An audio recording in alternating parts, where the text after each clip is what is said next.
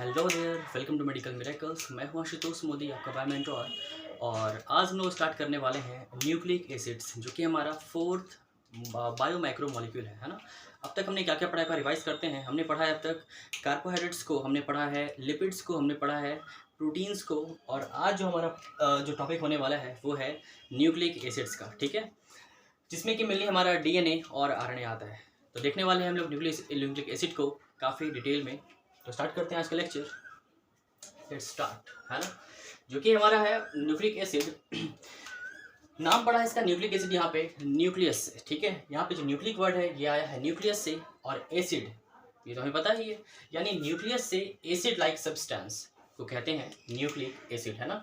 Frederick मिसर नाम के वैज्ञानिक ने 1869 में, ठीक है, 1869 में फ्रेडरिक मिसर नाम के वैज्ञानिक ने, साइंटिस्ट ने क्या किया था, इन्होंने पस सेल्स, पस जानते हैं आप, पस क्या होता है। जख्म होने के बाद जो है वाइट कुछ सब्सटेंस हमारे जख्म से बाहर निकलता है, उसे हम लोग पस कहते हैं। तो उस पस में जो है वो पस अबंडेंट होता है WBC से, वाइट ब्लड सेल से, है ना। तो उस वाइट ब्लड सेल्स को उन्होंने वहाँ से उस पस सेल से एक्सट्रैक्ट किया, और उन्होंने वाइट ब्लड सेल्स के न्यूक्लियस से कुछ एसिड लाइक सब्सटेंस को एक्सट्रैक्ट किया। उस टाइम तो उन्होंने उसको न्यूक्लियन वर्ड दिया, बाद में उसका नाम न्यूक्लिक एसिड पड़ा। क्यों? क्योंकि न्यूक्लियस से एसिड लाइक सब्सटेंस को एक्सट्रैक्ट किया गया। डीएनए का जो नेचर होता है, डीएनए और आरएनए का, वो एसिडिक नेचर होता है ना। तो न्यूक्लिक एसिड वहाँ से नाम पड़ा है, न्यूक्लियस से एसिड लाइक, क्या कह सकते हैं simply, acid like substance extracted from nucleus are known as nucleic acid. ये तो सिंपल डिफिनीशन है। लेकिन अगर हम लोग बायोलॉजी या केमिस्ट्री के व्यू से देखें तो यहाँ पे हमें इसका डेफिनेशन मिलता है बायोपॉलीमर्स, या सिंपली कह सकते हैं हम, है ना, पॉलीमर्स, ठीक है। Polymers composed of nucleotide. जिस तरह से हमें पॉलीसेकेराइड्स में, पॉलीसेकेराइड्स जो कि वो भी एक पॉलीमर था, किसका चेन था वो, ग्लूकोज मॉलिक्यूल का चेन था, या सिंपली कहें तो मोनोसेकेराइड का चेन था वो पॉलीसेकेराइड्स। उसी तरह से अगर हम ओलिगोसेकेराइड को देखें तो वहाँ पे वो भी जो था 3 से 10 शुगर मॉलिक्यूल से बना हुआ था, डाइसेकेराइड 2 शुगर मॉलिक्यूल से बना हुआ था। वैसे ही अगर हम प्रोटीन्स को देखें तो वहाँ प्रोटीन जो थे वो भी पॉलीमर थे, पॉलीपेप्टाइड्स थे, जो कि बहुत सारे अमीनो एसिड से मिलकर बने हुए थे। वैसे ही न्यूक्लिक एसिड जो होता है बच्चों यहाँ पे हमारा, वो बना होता है न्यूक्लियोटाइड से। न्यूक्लियोटाइड जो होता है वो न्यूक्लिक एसिड का सिंगल यूनिट होता है। जिस तरह से प्रोटीन्स में सिंगल यूनिट होते हैं अमीनो एसिड्स, वैसे ही न्यूक्लिक एसिड में जो सिंगल यूनिट होता है, जिसको मोनोमर भी कहते हैं, वो होता है न्यूक्लियोटाइड। तो फिर से देखते हैं यहाँ पे बायो, बायो का मतलब क्या, लिविंग, यानी लिविंग पॉलीमर्स है, ठीक है। इसका मतलब आर्टिफिशियल पॉलीमर भी होते हैं, है ना।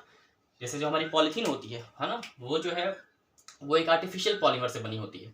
तो यहाँ पे बायोपॉलीमर लिविंग पॉलीमर है, और किसका बना हुआ है, कंपोज्ड है न्यूक्लियोटाइड्स का। और न्यूक्लियोटाइड क्या होता है, ये होता है मोनोमर, ये एक सिंगल यूनिट है। मोनो का मतलब होता है यहाँ पे एक, और मर का मतलब होता है यूनिट, यानी सिंगल यूनिट से बनता है सिंगल यूनिट है कौन, न्यूक्लियोटाइड, है ना। पॉलीमर, पॉली मीन्स मेनी और मर मीन्स यूनिट, यानी बहुत सारे यूनिट मिलेंगे आपस में किसके, न्यूक्लियोटाइड्स के, तो बनेंगे न्यूक्लिक एसिड, ठीक है। तो न्यूक्लिक एसिड क्या होता है बच्चों, बायोपॉलीमर्स, ठीक है, और सिंपली बोले तो पॉलीमर्स कंपोज्ड ऑफ न्यूक्लियोटाइड्स, और न्यूक्लियोटाइड्स होता है मोनोमर, ठीक है। मोनोमर यहाँ पे कोई ऐसा कोई सब्सटेंस नहीं है, ठीक है। ये मोनोमर यहाँ पे, मैं यहाँ पे रिप्रेजेंट कर रहा हूँ मोनोमर को एक सिंगल यूनिट के रूप में, ठीक है। न्यूक्लियोटाइड क्या होता है, एक सिंगल यूनिट होता है, ठीक है, किसका, न्यूक्लिक एसिड का। अच्छा, अब ये न्यूक्लिक एसिड जो है बच्चों यहाँ पे 2 तरह के होते हैं, एक होते हैं डीएनए, एक होते हैं आरएनए, ठीक है। लिविंग वर्ल्ड में जो मेजर रोल होता है, यानी सिंपल बोले तो सेल में जो मेजर रोल प्ले करते हैं वो करते हैं डीएनए, ठीक है। आरएनए कह सकते हैं इनकी संतान होती है। डीएनए जो है वो आरएनए को बना सकता है ना। और आरएनए भी किसी किसी केस में, जैसे कि रेट्रोवायरसेस में जो एचआईवी होते हैं, उनमें आरएनए से डीएनए भी बन सकता है। लेकिन मेजर जो है वो डीएनए ही जो है वो फंक्शनल होता है सारे लिविंग वर्ल्ड में, पूरे लिविंग वर्ल्ड में, है ना। तो अब ये न्यूक्लियोटाइड जो मैंने बोला यहाँ पे, जैसे अमीनो एसिड का वहाँ पे हमने स्ट्रक्चर देखा था, वहाँ पे उसमें क्या क्या थे, उसमें एक अमीनो ग्रुप था, उसमें जो है कार्बोक्सिलिक एसिड ग्रुप था, एक हाइड्रोजन था और एक अल्काइल ग्रुप था, ठीक है। तो वैसे ही ये न्यूक्लियोटाइड जो होते हैं ये भी कुछ चीज़ों के बने होते हैं। ये किसके किसके बने होते हैं, तो ये बने होते हैं 3 सब यूनिट से मिलकर, ठीक है। 3 सब यूनिट यहाँ पे कौन कौन है बच्चों, यहाँ पे 3 सब यूनिट है। पेंटोज शुगर, याद है आपको पेंटोज शुगर, मैंने जब पढ़ाया था मोनोसेकेराइड्स तो वहाँ पे, ठीक है, मोनोसेकेराइड में हमने बहुत सारे शुगर को डिस्कस किया था, ठीक है। Diose sugar, monose sugar, triose sugar, tetrose sugar, pentose, hexose, heptose, discuss किया था ना हमने। तो हमने वहाँ पे याद होगा तुम्हें, तो अगर पेंटोज शुगर भी हमने डिस्कस किया था और मैंने बताया था कि पेंटोज शुगर 5 कार्बन का शुगर होता है, ठीक है। पेंटोज शुगर 5 कार्बन के शुगर होते हैं। तो देखो यही पेंटोज शुगर यहाँ प्रेजेंट है किसमें, हमारे न्यूक्लिक एसिड के न्यूक्लियोटाइड में, है ना। तो न्यूक्लियोटाइड का फर्स्ट सब कंपोनेंट जो है, यानी पहला जो सब यूनिट है जिससे बना है हमारा न्यूक्लियोटाइड, वो है पहला पेंटोज शुगर, ठीक है। यानी 5 कार्बन का शुगर है ये, इसे मैं C5 लिख सकता हूँ यहाँ पे, ये C5 के शुगर है, C5 शुगर है, 5 कार्बन के शुगर है। और किससे बने हुए हैं ये बने हुए हैं नाइट्रोजिनस बेस से, ठीक है। नाइट्रोजिनस बेस से बने हुए हैं। और किससे बने हुए हैं, फॉस्फेट ग्रुप से बने हुए हैं, ठीक है।